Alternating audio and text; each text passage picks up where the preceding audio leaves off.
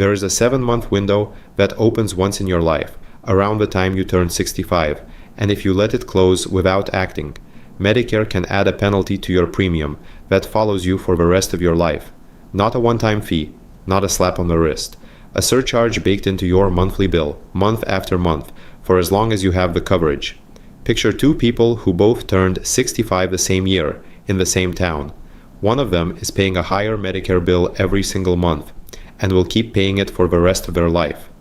The other one isn't, and never will. Same age, same year. The only difference between them is one thing that nobody warned the first one about. Most people have never heard of it until the day they get the letter, and by then, the window is already shut. So stay with me, because before this video is over, I'm going to hand you 3 things. 1. The exact 7-month window, so you know what it is. 2. How to find the date it closes for you, specifically, not in general. And 3. The one exception that means you don't have to rush at all. All 3 before we're done here, so you'll know exactly which of those 2 people you're standing next to and exactly what to go confirm for yourself.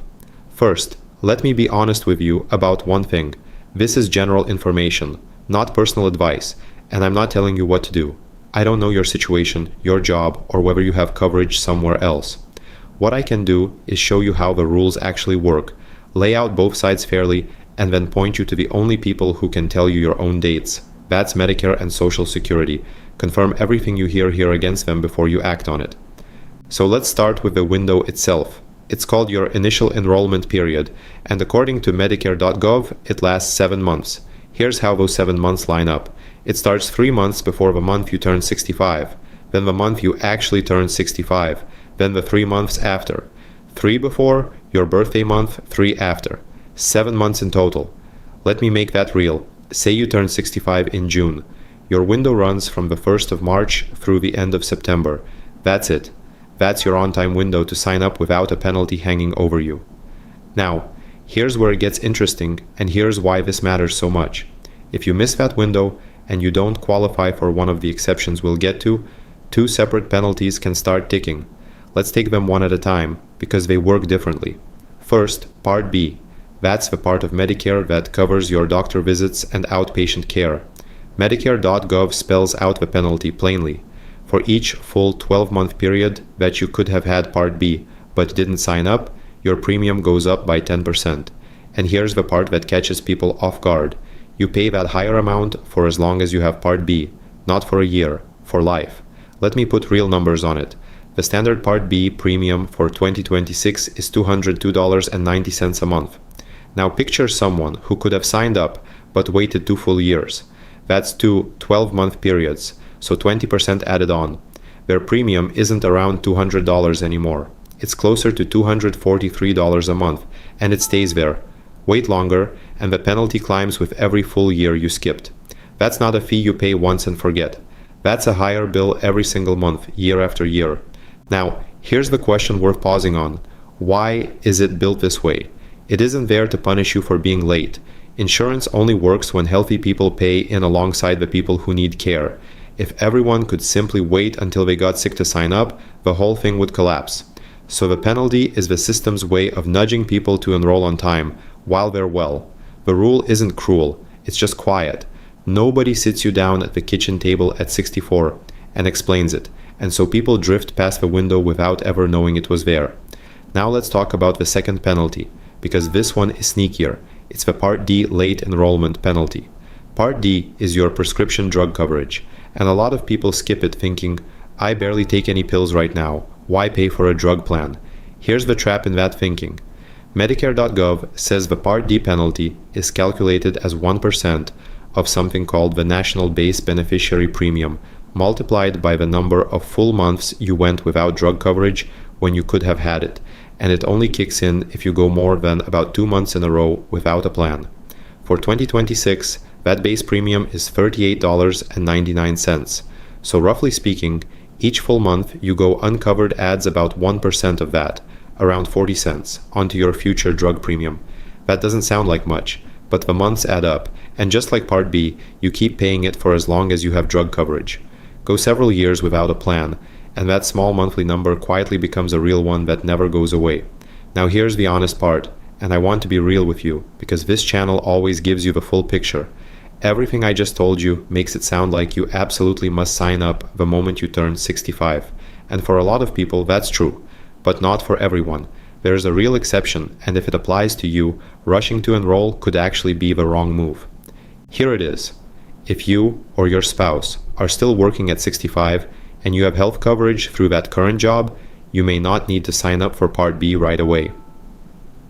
Medicare and the Social Security Administration describe a special enrollment period for exactly this situation. As long as you are covered by that current employer's group plan, you can generally delay Part B and then sign up later without the late penalty. The window to do that runs while you're still working, and for 8 months after the job or the coverage ends, whichever comes first. So the person with a real job and real workplace insurance at 65 is often fine to wait. The system has a door built in for them. But, and this is the part people get wrong, you have to be careful about what counts. This exception is about coverage from a current job, yours or your spouse's. According to the Social Security Administration, coverage that is not from current work does not protect you, so COBRA does not count. Retiree health benefits from a former employer do not count. A plan you bought on your own does not count. People assume that because they still have some kind of insurance, they're safe to wait, and then the penalty shows up anyway. If you're in this situation, this is exactly the kind of thing you confirm directly with Social Security, before your window closes, not after. So who's who here? If you're 65 and you do not have coverage through a current job, your safest path is usually to treat that 7-month window as a hard deadline and confirm your dates. If you do have coverage through a current job, you may have room to wait, but only if your coverage truly qualifies, and only if you understand the 8-month clock that starts when that job ends. 2 different situations, 2 different answers, and the only way to know which one is yours is to ask the source. So let's bring this home. Your initial enrollment period is 7 months, 3 months before the month you turn 65, that month, and the 3 months after. Miss it without an exception, and Part B can cost you 10% more for every full year you delayed, for as long as you have it. Part D adds about 1% of the base drug premium for every full month you went without coverage, and that follows you too. The exception is current employer coverage, for you or your spouse, with an 8-month window after it ends. But COBRA and retiree plans don't count. There is no single right answer that fits everyone here, and anyone who tells you there is one isn't looking at your situation. Now let me hand you the 3 things I promised at the start. The first one you already have, the 7-month window, 3 before, your birthday month, 3 after. Here's the second, how to find the date it closes for you. Specifically, take the month you turn 65, count 3 full months forward from the end of it, and that's roughly when your on-time window shuts. But don't take my arithmetic for it. Go to Medicare.gov or call Social Security at the number on screen and have them read you your exact opening and closing dates, in your own words, with the people who actually run the program. Write both of those dates down. That is your date, found. And the third thing, the one exception, if you or your spouse have health coverage through a current job right now, that's your signal that you may not have to rush at all. So ask them, in plain language, whether your specific coverage lets you delay Part B without a penalty, and exactly when your 8-month clock would start. That's all 3. The window, your date, and your exception. So think back to those 2 people I started with. Same age, same year, same town. One of them paying a higher Medicare bill for life, the other one not. The only thing that ever separated them was that one of them knew their date and checked their situation while the window was still open, and the other found out from a letter after it had already closed. You don't have to be the second person. You have the window, you have how to find your date, and you have the exception.